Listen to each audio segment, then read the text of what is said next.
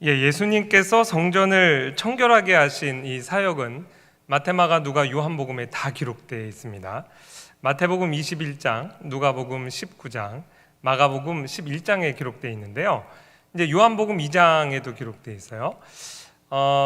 어떤 학자들은 예수님께서 성전을 청결하게 하신 사역은 공생의 3년 가운데 이제 한 번이었다, 이렇게 주장하는 분들도 있어요. 그러나 초대교회로부터 오늘날에 이르기까지 주류 해석은 예수님의 공생애 가운데 초기에 한 번 예루살렘에 올라가셔서 성전을 청결하게 하시고, 그 다음에 이제 십자가에 달려 돌아가시기 바로 직전에 공생애의 마지막 부분에서 다시 한번 성전 청결 사역을 행하셨다라는 것이 이제 더 전통적인 해석입니다. 초대교회 아우구스티누스, 중세의 알퀴니나 토마스 아퀴나스, 종교개혁계의 이제 켈빈을 비롯하여 대부분의 종교개혁자들, 랑게, 근데 오늘날 박윤선 목사님에 이르기까지 두 번 이렇게 성전 청결 사역을 행하셨다라는 것을 지적하고 있어요. 저도 당연히 그 부분에 동의합니다. 공간복음과 달리 공간복음이 쓰여진 다음에 이제 마지막에 요한 서신이 기록된 것으로 본다면, 사도 요한이 이미 공간복음에서 성전 청결에 관한 기사를 공통적으로 이제 기록하고 있거든요.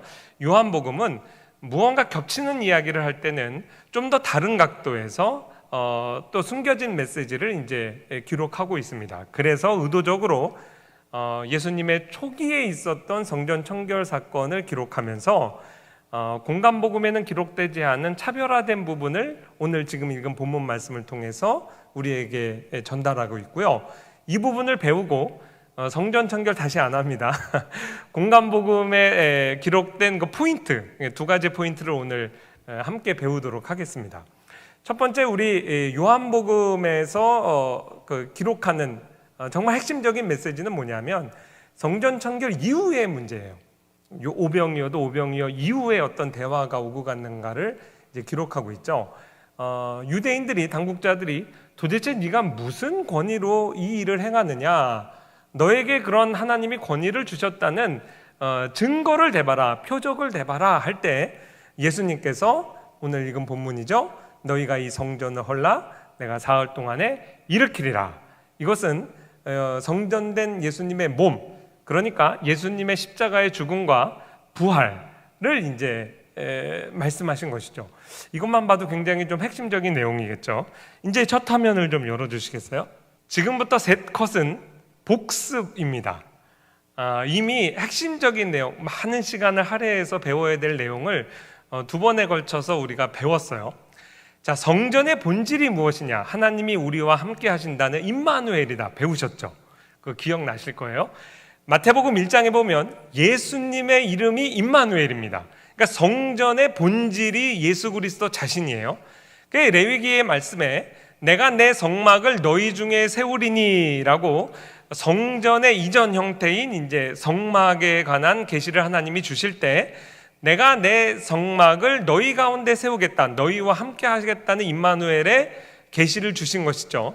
근데 우리가 지난번 설교 말고 지난번 요한복음 첫 번째 설교의 제목이 말씀이 육신이 되옵니다. 오늘 그 다음 구절이에요. 우리 가운데 거하심에, 이 우리 가운데 거한다라는 스케노라는 저 헬라어의 원래 단어 뜻이 뭐냐면 장막을 세우다, 장막을 치다예요. 그러니까 하나님께서 사람이 되셨다는 것을 요한복음이 어떻게 기록하고 있냐면 구약시대에 하나님이 성막을 세우신 것을 통해 임마누엘의 하나님을 구약 성도에게 이제 가시적으로 보여주셨죠. 신약 시대에 하나님께서 사람이 되셔서 성육신 하심으로 우리 가운데 하나님이 거하신 거예요. 그게 성육신의 본질입니다. 예수님의 이름이 왜 임마누엘인지를 알겠죠.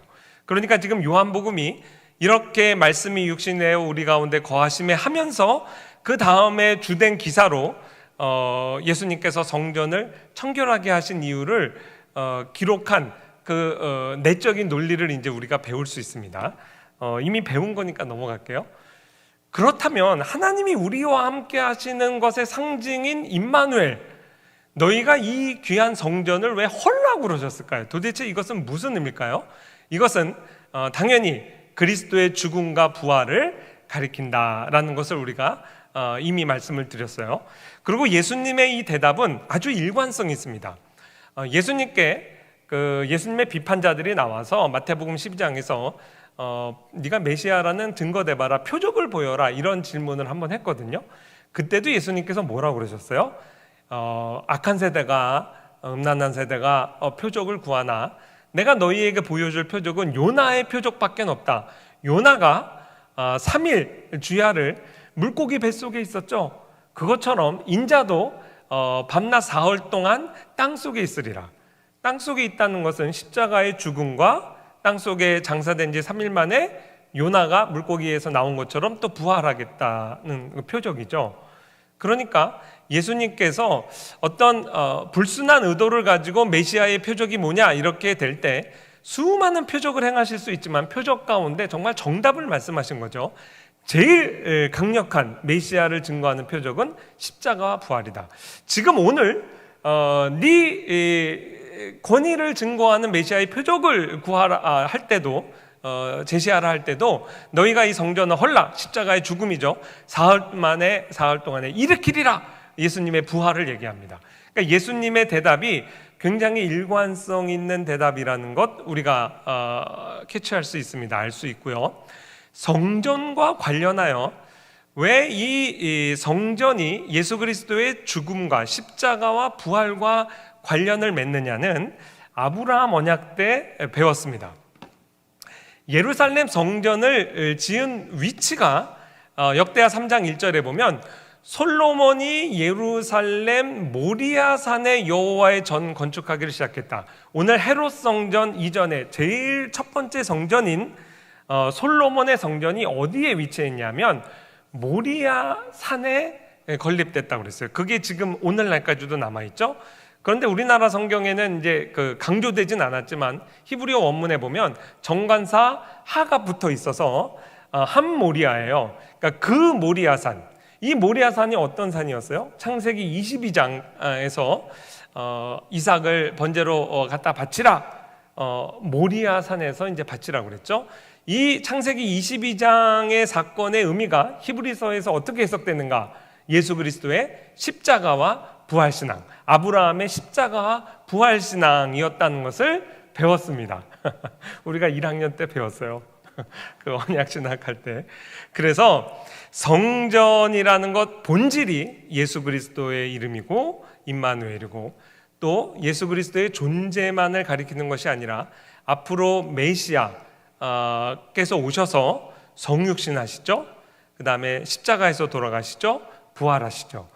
이 모든 것을 처음부터 하나님께서 예루살렘 성전을 세우라고 하실 때, 설계도를 주실 때, 또 창세기 22장에서 아브라함에게 이삭을 갖다 바치라고 하고 또한 아브라함 언약을 확증해 주실 때 이게 이미 다 있었던 거예요. 그러니까 지금 사도 요한은 이 성전과 관련하여 이 본질적인 교훈을 예수님의 공생의 초기의 사역에 있어서 앞으로 3년 동안 예수님께서 사역하실 모든 사역의 그 청사진이 여기 있다라는 것을 밝히는 의미에서 초반부에 있었던 성전 청결 사건을 기록한 겁니다.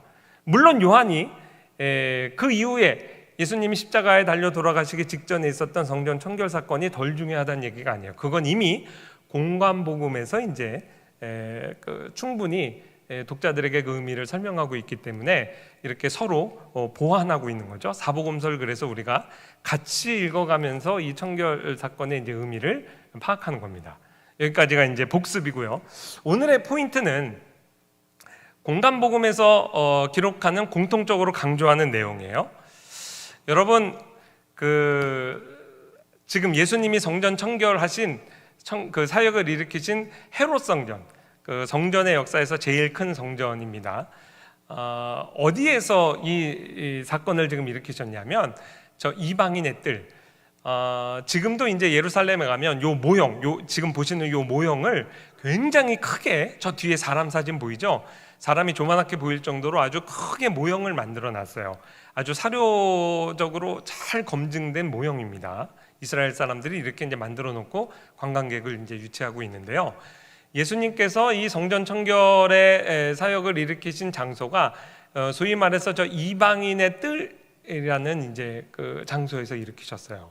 그러니까 예루살렘 성전 내 성전이 있고 그 외벽 가장 큰 평수는 이방인의 뜰에 이제 이렇게 할애를 한 겁니다. 그 구조를 좀 우리가 알아야 되는데요. 왜 알아야 되냐면 이 성전의 설계도 자체를 사실 하나님이 주셨거든요. 회막 처음에 광야 시대의 그 회막만 하나님이 알려주신 게 아니라 솔로몬에게 이렇게 성전을 설계하라고 한 그것도 하나님께서 계시해 주셨다고 그랬어요. 그래서 그 성전의 구조에 담긴 의도를 우리가 좀 파악하는 것도 중요합니다. 이 내용 갖고도 이제 많은 내용을 우리가 배울 수 있지만 제일 중요한 핵심 하나만 설명드릴게요. 일단 고대 그 이스라엘의 성전의 구조가 또 성막이나 성전의 구조가 고대 다른 종교의 어떤 종교 시설물하고 어떻게 차별화되는지 한 포인트만 좀 말씀을 드릴게요. 여기에 혹시 가보신 적 있어요? 멕시코에 관광 가시면 빠지지 않고 가는 곳이죠. 멕시코의 치첸이사 지역에 있는 여러 개의 이제 신당 가운데 제일 유명합니다. 쿠쿨칸이 이제 우리나라로 하면 용 같은 존재, 그러니까 뱀신을 섬기는 이제 신전입니다. 저게 이제 45도나 돼가지고요. 이렇게 밧줄을 지금 이렇게 들여놓고 사람들이 그 밧줄 잡고 올라가서 사진 찍고 또 내려오고 그래요. 근데 2016년 이전에 관광하신 분은 아마 다시 가시는 게 좋지 않을까 싶어요. 저 유명한 피라미드가 사실은 예전부터 저 안에 또 다른 피라미드가 있었어요. 그러니까 저 안에 피라미드가 있는데 그 위에 또 이렇게 크게 만든 거예요. 엑스레이를 찍으면 사람 뼈다귀가 나오는 것처럼 저 안에 또 이렇게 10m 정도 더 낮은 곳에 피라미드가 하나 더 있다니까요. 근데 놀라운 게 2016년에 그 속에 있는 피라미드 안에 또 피라미드가 있다는 걸 발견했어요. 그래서 그게 관광객에게는 개방이 안 됩니다. 이제 학자들이 이렇게 가서 좀 초기에 촬영한 거 제가 영상 보고 너무 재밌게 봤는데요. 신비하죠. 저 어마어마한 피라미드 안에 또 피라미드가 있고 또 그 속에 피라미드가 있고 마치 러시아 무슨 인형처럼 이렇게 열면 있는 거예요. 그러니까 2016년에 발견됐으니까 그 이전에 가신 분은 다시 한번 가서 한번 삼중구조래 사진 찍으면 좋을 것 같아요. 근데 보세요. 고대의 종교에서 제사장 또 신전은요 예외 없이 이런 그 피라미드 구조예요. 그 의도가 뭐냐면 그 제사장은 신과 같은 존재입니다. 그래서 이 평민들이 생활하는 해발고도하고 서로 다른 위치에서 살아요. 저 계단에 올라갈 때도 이 밑에 있는 그 민중들이 이렇게 제사장 신관의 등허리를 못 보게 했대요. 뭐 그렇게 이제 설명하더라고요. 신과 같은 존재죠. 우리와 다르죠. 근데 여러분 이스라엘의 성전의 구조, 제사장이란 사람들이 있지만 하나님이 그들을 일종의 신과 같은 존재로 세우지 않았어요. 그냥 보통 이스라엘 자손 가운데 레위 지파를 구별했죠. 그러니까 출신이 우리랑 똑같은 사람이라는 걸 다 알아요. 그리고 제사장들을 저렇게 높은 곳에 신과 같은 존재, 우리와는 다른 해발고도에서 사는 사람처럼 묘사하지 않았습니다.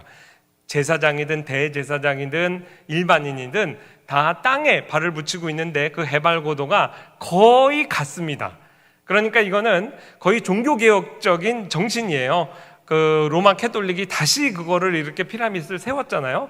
아니다. 하나님 앞에서 모든 제사장, 성직자들이나 일반 성도나 다 똑같다. 기능에 따라서 구별될 뿐이다. 근데 이제 순기능도 있죠. 이렇게 피라미드로 구조를 만들면 멀리서도 잘 보이잖아요. 근데 그런 건 괜찮은 구조예요. 그래서 하나님께서 이스라엘 사람들이 이동할 때 법궤, 모든 사람이 볼 수 있도록 이렇게 높이 세울 수는 없으니까 멀리 이렇게 거리를 띄게 했어요. 그래서 멀리서도 보도록.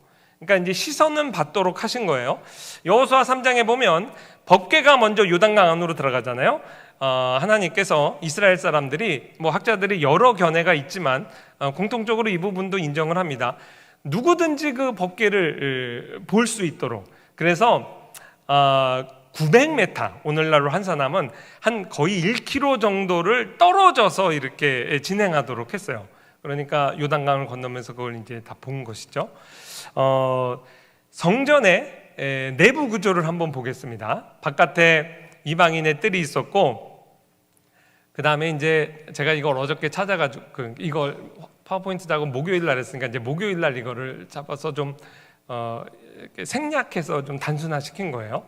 저 화살표 보이시죠? 이 인너 템플 안으로, 내 성전 안으로 들어가면 제일 먼저 만나는 제일 큰 공간이 여인의 뜰입니다. 그 다음에 만나는 건 이스라엘 남자들의 뜰이에요. 여자는 저기 거하고 남자는 남자 화장실, 여자 화장실 그런 구분이 아니라요.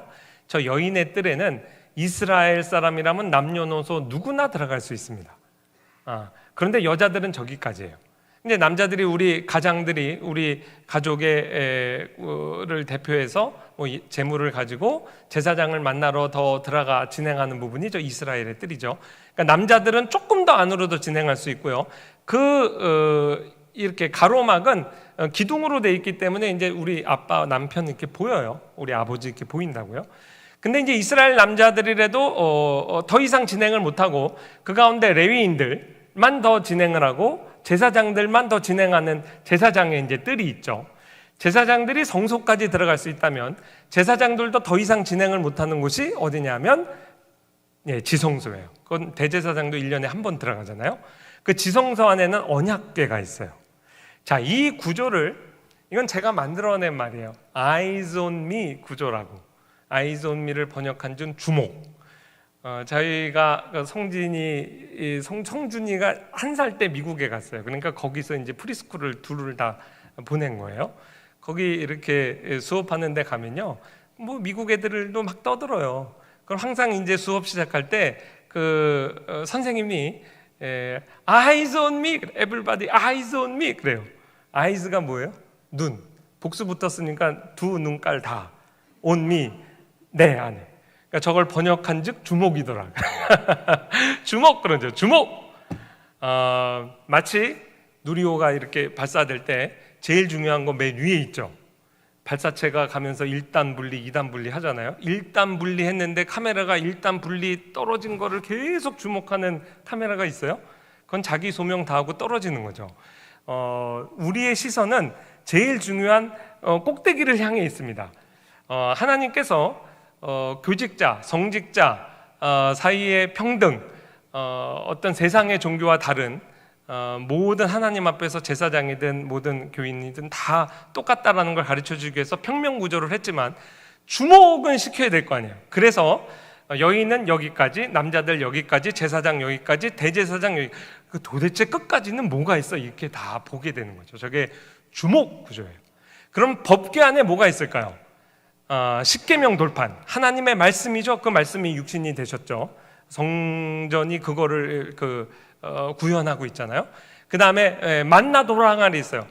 하늘에서 내려온 떡이다. 하늘에서 온 만나다. 예수님이 자신을 그렇게 가리켜 말씀했어요. 그것도 예수님. 학자들에 따라서는 아론의 쌍난 지팡이는 예수님의 부활을 상징한다. 그러니까 처음부터 끝까지 메시아 언약이 핵심입니다. 그러니까 이 구조 자체가, 성전의 구조가 다 예수 그리스도를 바라보는 구조로 돼 있어요. 그런데 지금 예수님께서 성전 청교를 행하신 곳은 이방인의 뜰이라 그랬죠. 그러니까 이 이방인의 뜰은 이방인들도 그 예수 그리스도 앞으로 오실 메시아를 바라봤다는 거예요. 그래서 이 장소도 굉장히 중요합니다. 이 예수님의 성전 청결이 정말 이스라엘이 제사장 나라의 사명을 잘 감당했더라면 만국의 이방인들이 메시아를 바라보는 신앙으로 같이 나왔을 텐데, 이스라엘이 타락하여 교회 안에 매매가 이루어지고 세속화된 이 교회의 타락으로 인해 그 이방인들이 하나님 앞에 나오는 길을 너희가 막고 있구나. 그래 예수님께서 의분을 일으키셔서 어떻게 보면 성전 안에 핵심적으로 처음부터 계시된 이방인을 위한 선교, 이방인을 위한 제사장 나라로서의 성소의 기능이 훼손되고 있는 것이다. 이것을 예수님께서 교정해 주신 것이다 라는 해석이 나오게 된 거죠. 이러한 해석 들어보셨죠? 저도 이렇게 가르치기도 하고 또 해석도 해왔어요. 그런데요, 여기에 이제 재밌는 반론이 있습니다. 무슨 반론이냐면, 이방인의 뜰이라는 존재는 원래 솔로몬 성전에는 없었어요. 그리고 성막 시대에도 없었어요. 우리가 지난번에 배웠던 스룹바벨 성전에도 없어요. 그러니까 헤롯이 자기가 엄청나게 아름다운 성전을 짓고 많은 세상 민족에게 그것을 자랑하기 위해 이방인의 뜰이라는 데를 만들어 놓고, 너희가 여기 와서 이것 좀 봐봐라, 이렇게 만들어 놓은 게 이방인의 뜰이다라고 다소 좀 극단적으로 해석하는 분들도 있어요. 그러니까 그런 입장에서는 예수님께서 이방인의 뜰에서 성전 청결을 행하셨다는 것에 너무 지나치게 의미를 부여해서 이방 선교의 어떤 결론을 이끌어내는 것은 지나친 설교다, 지나친 성경 해석이다라고 실제 주장하는 분도 있어요. 제가 지난주에도 그 글을 하나 읽었어요. 어떻게 생각하세요? 하나만 알고 둘은 모를 때 그렇게 얘기할 수 있습니다. 반쪽짜리 진리예요.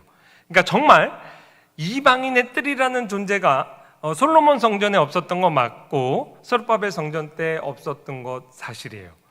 그런데 제대로 된, 그것이 알고 싶다, 정말 제대로 된 해석을 접하고 나면 예수님께서 오히려 왜 그렇게 화를 내셨는지, 또 우리가 전통적으로 들어왔던 그 설교가 정말 더 맞구나라는 걸 우리가 확인할 수 있을 겁니다. 예수님께서 너희가 만민이 기도하는 집, 이 기능을 훼손하여 정말 강도의 구려를 만들었다, 이렇게 이제 야단치셨을 때 충분한 이유가 있었던 거예요. 이렇게 우리가 반문해 볼 수 있죠. 헤롯이 이방인의 뜰을 만들었다면 왜 예전 성전의 설계도에는 이방인의 뜰을 하나님이 만들지 않았을까? 만들 필요가 없었기 때문에 그렇습니다. 이제 그러한 어떤 반론에 대해서 조금 더 성경적으로 잘 대답하는 학자들의 견해를 제가 쉽게 바꿔서 이제 설명을 해드립니다. 먼저 성막교회 시절을 한번 봅시다. 성막교회 때는 이방인의 뜰이 없으니까 그럼 아예 이방인들은 하나님 앞에 나오지 못했을까요? 안 그래요. 성막교회 때 민수기의 말씀에 보면 하나님께서 뭐라고 계시하시냐면, 너희 중에 거류하는 타국인이나 너희 중에 대대로 있는 자나 누구든지 여호와께 향기로운 화제를 드릴 때에는 너희가 하는 대로 그도 그리할 것이라. 회중 곧 너희에게나 거류하는 타국인에게나 같은 율례이니 너희의 대대로 영원한 율례라. 너희가 어떠한 대로 타국인도 여호와 앞에 그러하리라. 너희에게나 너희 중에 거류하는 타국인에게나 같은 법도 같은 규례니라. 자, 이 말씀에 근거해 볼 때 장막 시절에 내가 외국인이기 때문에, 이방인이기 때문에 하나님께 제사를 드릴 수 없다? 아니에요. 드릴 수 있는 합법적인 길이 아예 그 성전 설계도 안에 포함되어 있다고 생각하시면 돼요. 이거를 강조하는 분들은 이 구절을 정말 잘 근거 구절로 제시합니다. 그리고 정말 중요한 솔로몬 성전 때 솔로몬이 성전을 완공하고 이렇게 기도합니다. 주의 백성 이스라엘에 속하지 않은 이방인에 대하여도, 분명히 범주를 정확히 하죠. 주의 백성, 택한 이스라엘 백성이 아닌 이방인에게도 성전이 어떤 의미가 있느냐.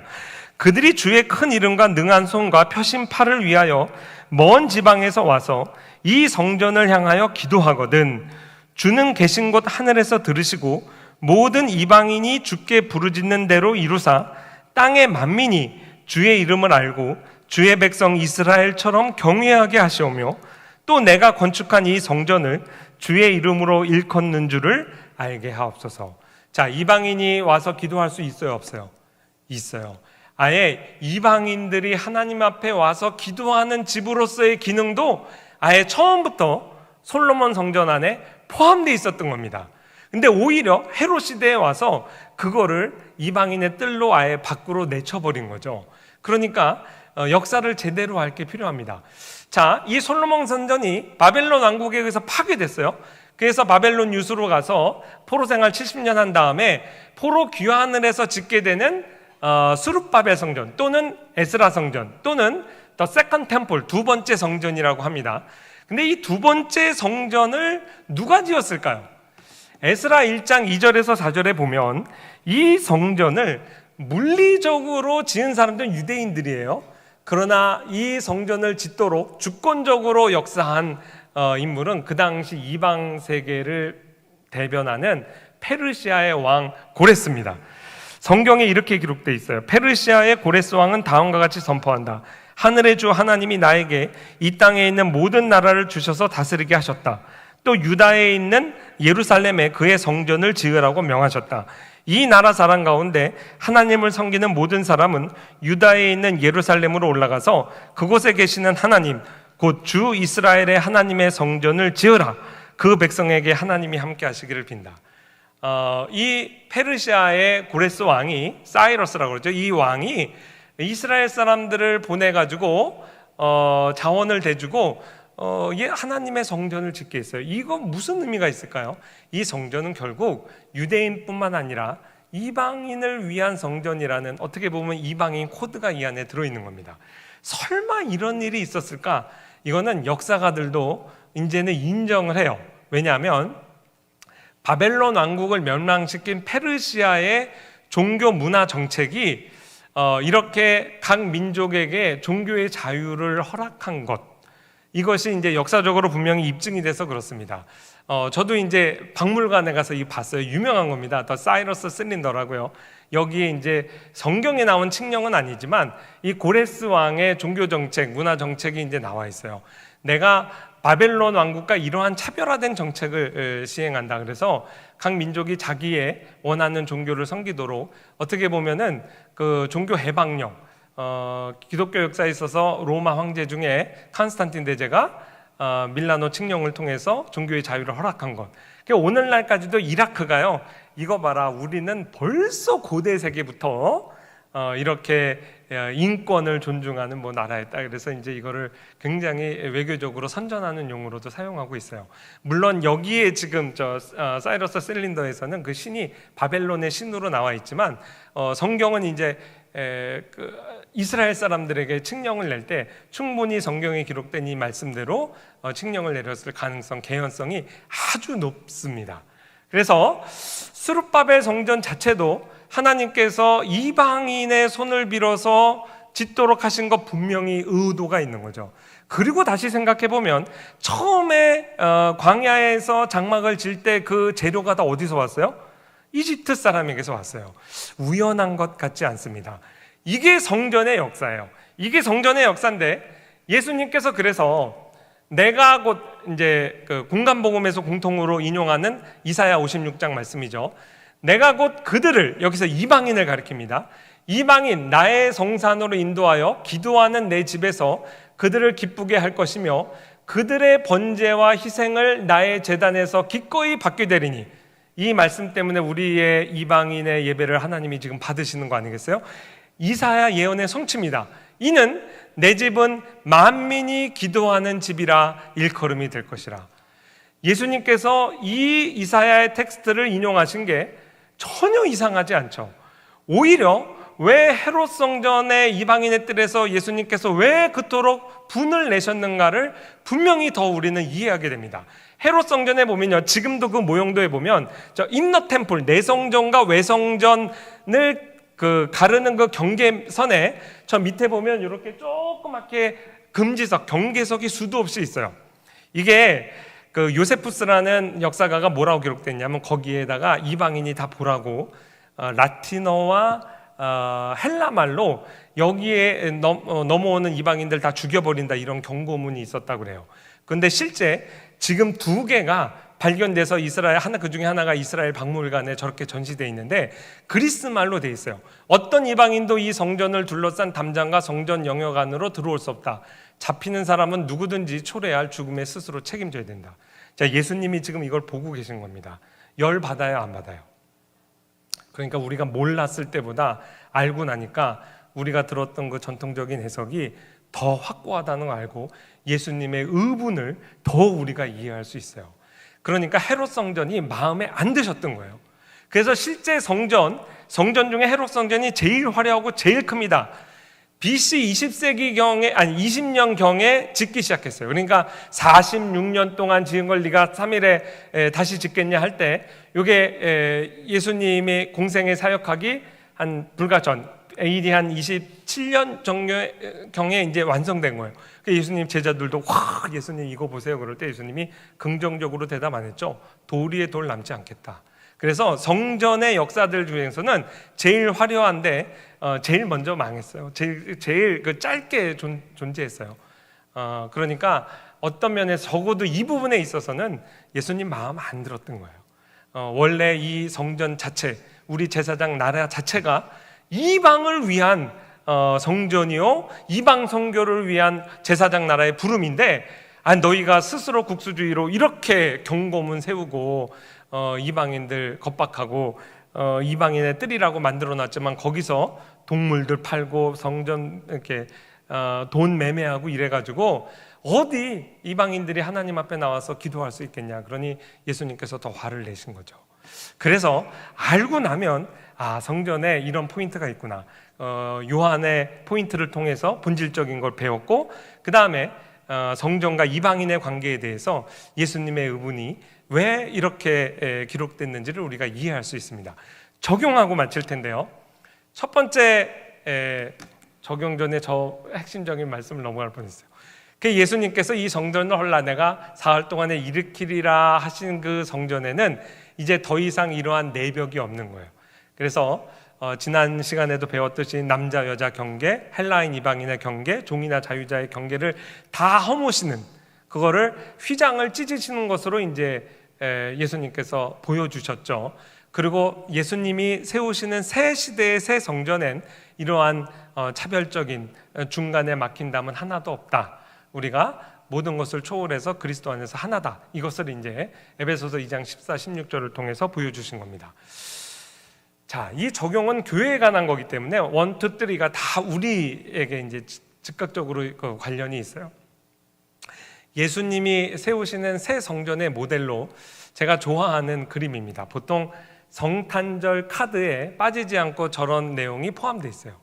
우리는 성경적으로 목자들과 그 동방박사가 온 날이 같지 않다는 걸 알지만, 그래도 상징적으로 예수님께서 아직 아기여서 예수님이 걸어다니는 성전에 사역을 하시기 전에 예수님이 다 첫 번째 생일 크리스마스 때 초대했어요. 첫 번째 성탄절을 축하한 사람들을 보세요.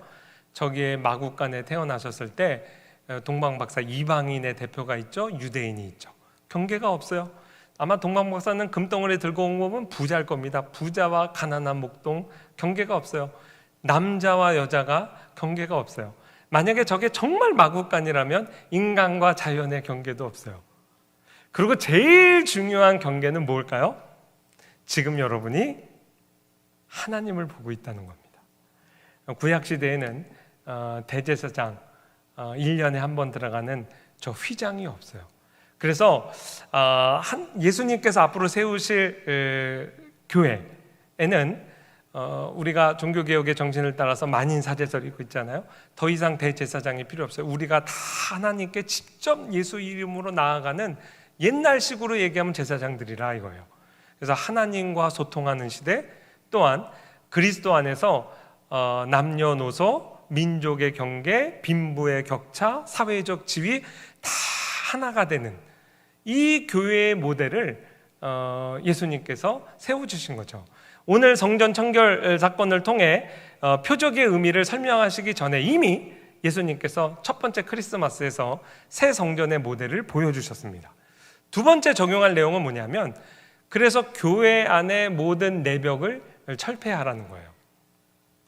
우리나라에 선교사들이 왔을 때 조선사회는 산업공상, 그 다음에 사회적 신분에서 종이 있었어요. 종보다도 더 낮은 계급이 백정이었어요. 그런데 이런 일이 있었습니다. 1894년 청일전쟁이 일어나고 전쟁이 일어날 때 전염병이 퍼지죠. 콜레라가 백정들이 사는 마을에도 퍼졌어요. 아버지가 콜레라에 걸려서 죽어가요. 그러니까 그 선교사들이 또 의사고 하니까 어떤 아들이 우리 아버지 좀 살려주세요. 그래가지고 외국 사람 2사람이 한 백정의 마을에 찾아 들어갑니다. 그게 그 당시에 충격적이었어요. 이게 KBS에서 만든 영상인데요. 영상의 컷을 좀 보여줄게요. 그 2사람 중에 하나가 사무엘 무어 선교사고 또 하나는 에비슨 재중원의 초대 원장인데요. 이 의사 선생님이 고종의 주치의였어요. 그 당시 조선인들의 사고방식에는 저 똑같은 손으로 왕을 만지는데 그 똑같은 손으로 가장 천하디 천한 백정을 한 번이 아니라 계속 왕진을 왔거든요. 만진다는 거를 상상을 못한 거예요. 야, 어떻게 이런 일이 있을 수 있느냐.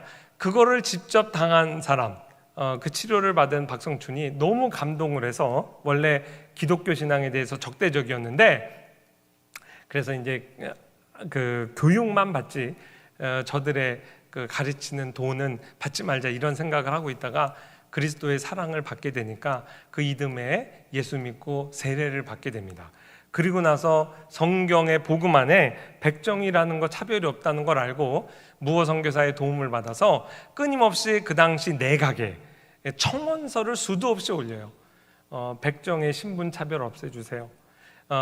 결국 뭐 갑오개혁을 통해 법적으로는 이미 이루어졌고 6.1준 그 대사가 전국에 방을 내려서 백정을 차별하지 말아라 이렇게 이제 그 선포를 하게 됩니다. 그리고 이들이 요구했던 것이 백정은 태어나서 호적에도 이름 못 올리고요. 그 당시 누구나 남자들이면 입었던 그 양반들이 소위 말해서 입었던 이제 그 도포, 망간, 그 다음에 이 갓 못 썼거든요. 사람 취급을 이제 못 받은 거죠. 근데 이것도 다 하도록 또 호적에도 이르도록 올리도록 그렇게 허락을 했어요. 이때 이것을 같이 사역했던 그 무어 선교사가 동국에 편지를 보냈는데 이렇게 썼어요.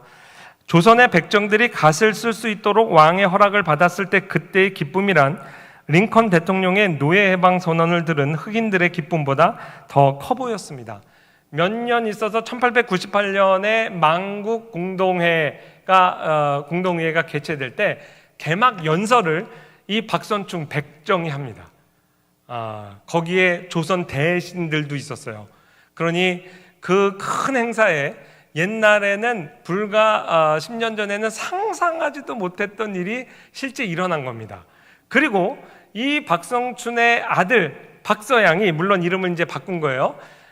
우리나라 최초의 세브란스 졸업 1회 졸업생이 돼서 재중원에 와가지고 교수 사역돼요.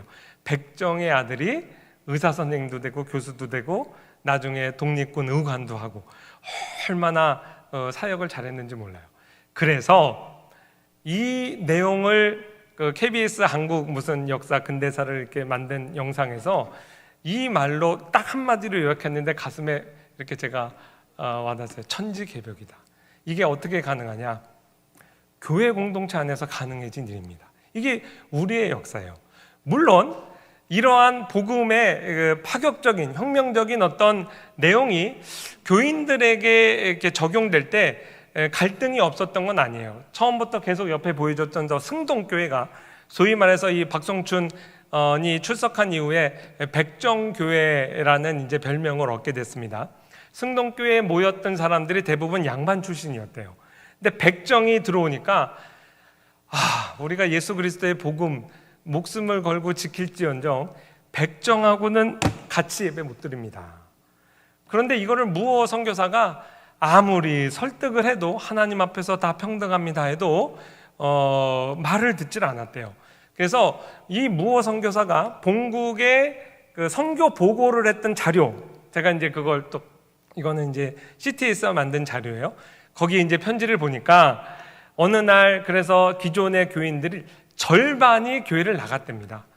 절반이 교회를 나갈지언정 무어 선교사가 복음의 핵심적인 내용이기 때문에 예수님이 철폐하신 이 장벽을 다시 세울 수는 없잖아요. 그래가지고 교회가 갈라져서 흥문 석골 교회가 새로 생겼어요. 그랬는데 이렇게 해서 나간 분들이, 저게 이제 무어 선교사 편지에 이런 교회 갈등이 있었다고, 나가서 깨닫는 거죠. 예수 그리스도의 복음을 이해하고 나니까 우리가 잘못했다. 그래서 우리가 회개해야 되겠다라고 할 무렵에 하나님이 얼마나 아름답게 역사했는지 몰라요. 그래서 백정들이 더 많이 모여가지고 그 무어 선교사님의 교회에 사람들이 많이 모였거든요. 근데 그 예배당에 불이 났어요. 불이 나가지고 이번 주부터 예배를 못 드리게 됐어. 그때 백정들하고 예배 못 드리겠다고 나간 흥문석골 교회 교인이 우리가 잘못했다, 같이 예배 드리자 해서 다시 교회가 합쳐져서 지금까지 내려온 게 승동교회입니다. 이게 다 지금 우리 안의 역사에 있었던 일이죠. 승동교회에 가면 교회 역사책이 있어요. 교회 역사책을 이렇게 펼쳐보면요, 거기에 초대 장로가 있어요. 초대 장로 이름. 거기에 박성춘, 백정입니다. 백정이 예배당 갔더니 거기서 제일 높은 장로가 됐더라. 그 당시 그렇게 퍼졌거든요. 그때 초대 장로 같이 했던 명단에 이재형이 있어요. 누군지 아세요? 고종의 친족이에요. 왕족이에요. 그러니까 이것 자체가 천지개벽이죠. 교회라는 공동체 안에서 왕손이든 백정이든 똑같다는 거예요. 이게 예수님께서 이 성전 헐라 내가 사흘 만에 세우리라고 생각하신 성전의 모델입니다. 교회 안에 이러한 장벽을 이미 예수님께서 파괴하셨고, 또한 우리의 선교사들이 교회를 세울 때 이렇게 파괴했는데, 우리가 자꾸 교회 안에서 또 작은 교회들, 또 작은 장벽들을 세우면 안 되겠죠. 의식하는 대로 있는 대로 파괴해야 될 줄 압니다. 무어 선교사가 일찍 돌아가셨어요. 근데 이분이 이러한 기도를 남겼어요. 하나님, 제가 전도 사역을 중간에 그만두지 않게 해 주시옵소서. 전도 사역이 성공적이었다라는 기록이 남는 것을 바라지 않습니다. 조선의 백성에게 참다운 교회가 무엇인가를 알려줄 수 있는 전도 사역이 되게 하옵소서. 우리 교회도 세상을 향해서 참된 교회가 무엇인지를 이렇게 잘 드러내는 우리 교회 되기를 원합니다. 마지막 적용은요, 좀 퍼스널한 얘기인데, 제가 개인적으로 좋아하는 목사님이 있어요. 팀 켈러 목사님이라고, 그 웨스트민스터의 교수님 하시다가 뉴욕 맨하탄에 1989년에 이제 리드머 교회라는 교회를 개척했거든요. 그 당시만 해도 도시 한복판으로 교회가 들어간다? 상상을 못하는 일이었습니다. 거기 못하러 들어가냐? 게다가 뉴욕 맨하탄이라는 곳이 이미 이제 교회를 구시대의 유물로 생각하는 사람들도 많고, 근데 이제 도시 선교의 비전을 가지고 이분이 이제 완전히 우리하고 신앙의 컬러가 같은 분이에요. 가가지고 교회의 문턱을 낮춰야 된다는 어떤 명분으로 막 뭐 문화 예배 뭐 이런 거 하지 않았어요. 그냥 전통적인 예배를 했어요. 근데 이제 물론 그 메시지가 그 뉴욕의 맨하탄에 있는 사람들의 가슴을 많이 울리고, 이 시대의 젊은이들이 고민하는 문제를 피해가지 않고 정면 돌파했죠. 그래서 이 시대의 C.S. 루이스, 이 시대의 기독교 변증가, 도시 선교사, 또 교회 개척자, 이런 이제 타이틀을 갖게 됐어요. 근데 거기에 맨하탄에 사람들이 모이기 시작해요. 지금 8,000명 정도 모입니다. 근데 정말 대단하죠. 그 젊은 층이 되게 많거든요. 그래서 가장 개혁주의적이고 성경적인 어떤 교회, 그 교회가 또 이런 생동감 있는 교회의 어떤 모델을 보여줘서 굉장히 우리나라에도 미친 영향이 커요.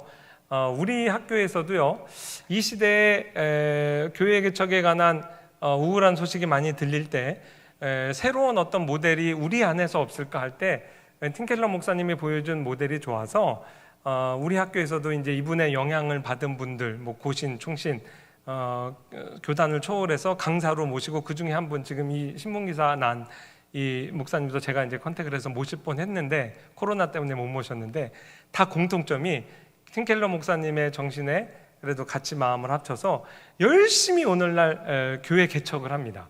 그리고 그 예배당에 가면 굉장히 생동감이 있고 젊은이들도 또 많이 모이기도 하고 그래요.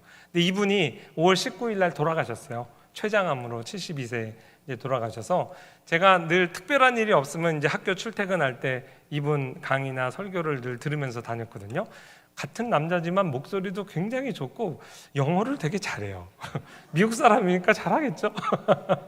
그래서 굉장히 그 마음이 좀 섭해서 또 이분 책 우리나라 말로 번역된 것도 30권이 훨씬 넘고 이제 그 중에 책도 다시 이제 구입하고 했는데 물론 이분이 경험한 교회가 모든 거에 모델이 될 수 없어요. 제가 6,000명 모일 때 인터뷰한 내용을 들었는데 자기 교인들은 처음부터 끝까지 지금까지 약 교인의 3분의 2가 미혼이래요. 뉴욕 맨하탄의 직장인들이 대부분 미혼이래요. 근데 독특한 구조잖아요. 그 사람들에게 맞는 정말 목회를 하시는 거죠. 신앙의 본질을 타협하는 거 절대 아닙니다. 맨하탄에 들어가면서 이 맨하탄에 사는 불신자들의 필요가 뭘까? 이들의 필요를 채우면서 또한 가장 성경적인 목회는 뭘까? 이 고민 갖고 이제 시작한 교회입니다. 그런데 이 성경적인 복음 진리가 일종의 복음의 진리의 핵심이라면 그것이 C라면 땅에 떨어지는 땅이 맨하탄이라는 그 도시라는 거죠. 우리가 도시에 대한 얼마나 관심이 있는가, 그들에 대한 정말 진지한 관심과 그들의 필요에 내가 대응할 수 있다면 정말 하나님과 소통하고 교회 내에 장벽이 없다는 원칙만 지켜진다면 얼마든지 우리 교회가 처해진 상황 가운데서 정말 효율적인 열매가 있는 얼마든지 교회가 오늘날도 세워질 수 있다라는 그런 모델을 많이 제시하고 있어요. 만약에 저희 자녀도 뭐 미국에 사는데 미혼이다, 결혼 안 한다, 그럼 저는 이 교회에 가라고 굉장히 추천할 것 같아요. 결혼 안 하고 나는 열심히 지금 이 시기에 뭐 일하겠다, 이런 자녀들도 그런 부분에서 스트레스 안 받고 얼마든지 교회를 섬기고 기독교 신앙에 정말 뜨거움을 체험하면서 신앙생활 할 수 있다면 얼마나 좋겠어요. 그러니까 하나님께서 지금 이 순간도 예수 그리스도께서 내 교회를 세우고 있다고 하신 그 말씀을 오늘날도 곳곳에서 이렇게 하시고 계시다고요. 그래서 우리가 그 부분에 있어서 마음이 열려야 된다 생각해요. 원칙은 뭐냐? 하나님과 우리가 소통하는 것, 그게 제일 중요하겠죠. 그 다음에는 하나님 예수 그리스도 안에서 우리는 다 하나다, 내부에 장벽이 없다 한다면 그 다음에는 우리가 교회가 어디에 위치해 있는가, 우리 교회의 교인들의 사정이 무엇이고 필요가 무엇인가에 따라 얼마든지 이 팀켈러 목사님처럼 이 청중에 맞는 이러한 이제 목회의 지향 방향을 우리가 개척해 나갈 수 있다 분명히 생각해요. 그래서 교회의 문턱을 낮추라는 저 문턱은요, 갑자기 이제부터 우리가 문화적으로 완전 다른 사람들을 받아들이는 그거라기보다는 관심의 문턱이에요. 우리가 보통 교회 생활을 하면서도 나와 내 주변의 서클에 있는 사람 외에는 관심을 잘 안 갖잖아요. 근데 우리가 좀 더 예수님의 마음을 가지고 관심의 문턱을 낮춰서 그 관심의 대상을 확장하잖아요. 그러면 얼마든지 이 시대에도 예수님께서 역동적으로 자기의 교회를 세워가시는 이 멋진 그리스도의 운동에, 복음 운동에 우리가 참여할 수 있으리라 믿습니다. 기도하겠습니다. 하나님 아버지, 감사합니다. 성전 청결에 정말 이렇게 깊은 의미가 있는 것 우리가 오늘 배웠습니다. 예수 그리스도의 이름이 성전이고 임마누엘인 것 배웠고, 또한 그리스도의 십자가 부활 사역이 성전 안에 있는 것 배웠고, 예수 그리스도께서 정말 내 몸을 헐어라, 내가 사흘 동안 일으키리라 하시는 약속의 말씀대로 십자가 부활 사건으로 성전의 모든 내벽을 철폐하시고 하나님과 막혀있던 담을 철폐하셔서 참으로 수직적으로는 하나님과 화평을 이루게 하시고 수평적으로 모든 남녀노소와 민족을 초월한 화해를 이루게 하신 하나님 감사합니다. 이 혁명적인 복음에 참으로 저희가 함께 참여하게 하시고 이 혁명적인 복음의 열매가 나의 삶 가운데, 우리 가정의 삶 가운데, 또한 우리 교회의 참으로 삶 가운데 아름답게 열매 맺고 적용될 수 있도록 주님께서 복 주시옵소서. 예수님의 이름으로 기도합니다. 아멘.